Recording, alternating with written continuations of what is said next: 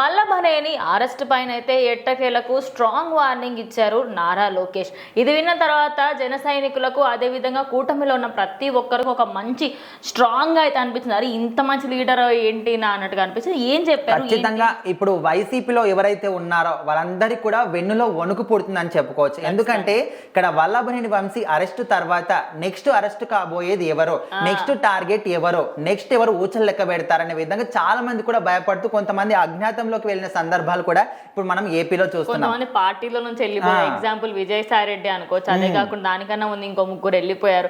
And ఆయన ఇప్పుడు కొన్ని రోజులలో కొడాలి నానికి సంబంధించి వాళ్ళ భార్యని ఆయనని కూడా అరెస్ట్ చేశారు. సో ఇప్పుడు మాత్రం ఇక్కడ నారా లోకేష్ వల్లభనేని వంశీకి తన తరపున ఉన్న వాళ్ళకి వైసీపీ పార్టీ వాళ్ళకి ఒక స్ట్రాంగ్ కౌంటర్ ఇచ్చారని చెప్పుకోవచ్చు. ఎందుకంటే ఇప్పుడు వల్లభనేని వంశీ ఏ కేసులో అరెస్ట్ అయ్యారంటే ముందుగా ఇక్కడ టీడీపీ గన్నవరంలోని టీడీపీ ఆఫీస్లో కంప్యూటర్ ఆపరేటర్ గా ఉన్నటువంటి సత్యవర్ధన్ కిడ్నాప్ కేసు. ఆయన ఆఫీస్ లో ఆయన ఎట్లా చేసుకున్నాడు ఏమో ఆయనకే తెలియాలి. సో కిడ్నాప్ కేసులో ఆరోపణలు వచ్చాయి, చంపేస్తామని బెదిరించారని ఆ కేసులో ఫస్ట్ అరెస్ట్ చేశారు. కాకపోతే తర్వాత ఇప్పుడు వైసీపీలో ఉన్న వాళ్ళ మీద ఎన్ని కేసులు ఉన్నాయో, ఏ కేసులు ఉన్నాయో కూడా చాలా మందికి ఎన్ని రకాల కేసులు ఉంటాయి అవన్నీ కూడా వాళ్ళ మీద ఉంటాయి. సో ఇక్కడ కిడ్నాప్ కేసులు అరెస్ట్ చేసినప్పటికీ తన మీద ఇదివరకే 16 క్రిమినల్ కేసులు ఉన్నాయి, భూ కబ్జాల కేసులు ఉన్నాయి, అదేవిధంగా ఎస్సీ ఎస్టీ అట్రాసిటీ ఆ కేసులు ఉన్నాయి, రకరకాల కేసులు అన్నీ కూడా ఉన్నాయి. సో ఒకసారి అరెస్ట్ చేసిన తర్వాత ఇక ఈ కేసులన్నీ కూడా ఓపెన్ చేసి దర్యాప్తు చేస్తున్నారు. సో ఎక్కడెక్కడ ఎలాంటి శిక్షలు పడతాయి అండ్ ఇప్పుడు మనం చూసుకుంటే వల్లభనేని వంశీకి బెయిల్ కూడా వచ్చే అవకాశం లేదు. సో మొత్తానికి జైల్లోనే ఊచకోతలు లెక్క పెడుతూ ఎప్పటికి కూడా ఉంటాడనే విధంగా కూడా చాలా మంది అనుకుంటున్నారు. ఎందుకంటే ఆయన మీద ఉన్న కేసులు అలాంటివి. అండ్ ఈయనే కాకుండా ఇప్పుడు ఎవరెవరు తన భార్య కూడా మాట్లాడుతుంది, నా భర్తకు ప్రాణహాని ఉంది, అసత్యపు ఆరోపణలు చేస్తున్నారో, అబద్ధపు కేసులు పెడుతున్నారో, తన ప్రాణానికి రక్షణ కల్పించాలనే విధంగా తను కూడా పోట్లాడుతుంది. సో వీళ్ళు ఏదానికైతే వాళ్ళ భార్య ఏదైతే చెప్తుందో అందులో ఎక్కడ 1% కూడా నిజం లేదని లేదు. ఎందుకంటే అట్రాసిటీ కేసు కానివ్వండి, లేకపోతే ఆ కార్యాలయాన్ని ధ్వంసం చేసే కేసు కానీ, బ్లాక్మెయిల్ చేసే ప్రూఫ్స్ ఉన్నాయి. అది కూడా కేసు ఏదో ఇల్లు పెట్టినది కాదు, జనాలలో వాళ్ళంతటా వాళ్ళు వచ్చి కేసు పెట్టడం. అండ్ కార్యాలయం ధ్వంసం చేసినప్పుడు ఎన్ని వీడియోలు రాలేవంటే అసలు ఎట్లా అంటారు నేను తప్పు చేయలేదు, ఆయన పైన తప్పుడు కేసులు పెడుతున్నారు. 16 క్రిమినల్ కేసులు ఉన్నాయండి. 16 అంటే అసలు మామూలు విషయం కాదు.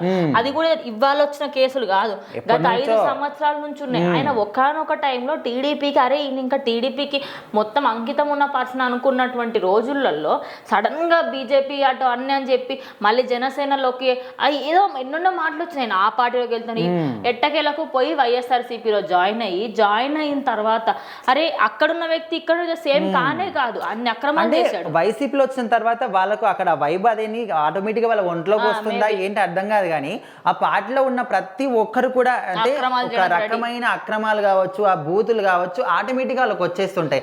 సో ఇప్పుడు ఏ కేసులు అయితే ఇక్కడ అన్ని అసత్యపు ఆరోపణలు అనే విధంగా వాళ్ళ భార్య మాట్లాడుతుందో, సో తను ఏదైతే సత్యవర్ధన్ కిడ్నాప్ కేసులో క్లియర్ అండ్ క్లారిటీగా తను కిడ్నాప్ చేయడము, వాళ్ళు ఇక్కడ హైదరాబాద్లో వంశీ ఇంటికి తీసుకెళ్ళడం క్లియర్గా సీసీ కెమెరా ఫుటేజ్ మొత్తం కూడా పోలీసుల చేతుల్లో ఉంది ఇప్పుడు. సో అన్నీ చూసిన తర్వాత కూడా నాకు మా భర్తకు ప్రాణహాని ఉంది, అసలు ఆయన చేయలేదు, అసత్యపు ఆరోపణలు అంటే ఎవ్వరు కూడా నమ్మరు.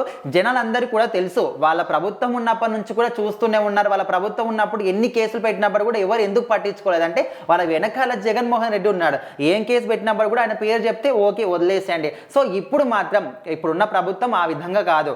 వాళ్ళ పార్టీలో ఉన్న వ్యక్తులు తప్పు చేసినప్పటికీ కూడా ఖచ్చితంగా వాళ్ళని శిక్షించే ప్రభుత్వం ఇప్పుడు ఉంది. సో అట్లాంటిది ఇన్ని కేసులు ఉండి ఇన్ని అక్రమాలు ఇన్ని అన్యాయాలు చేసిన వాళ్ళని ఎందుకు వదిలిపెడతారు? ఖచ్చితంగా రెడ్ బుక్ లో ఒక్కొక్కరి పేర్లో రాసి పెట్టుకున్నారు. వాళ్ళందరి ఫలితం పడతారనే విధంగా లోకేష్ మాత్రం స్ట్రాంగ్ వార్నింగ్ ఇవ్వడం జరుగుతుంది. ఇప్పుడు ఎవరెవరైతే తప్పించుకొని తిరుగుతున్నారో వాళ్ళందరూ కూడా ఖచ్చితంగా తొందరలోనే అరెస్ట్ చేస్తాము, అందరూ కూడా రాసి పెట్టుకోని అనే విధంగా అందరికీ ఇక్కడ వైసీపీలో ఉన్న వాళ్ళకి ఇలాంటి వ్యక్తులకు మాత్రం స్ట్రాంగ్ ఒక కౌంటర్ ఇచ్చాడని తెలుస్తుంది.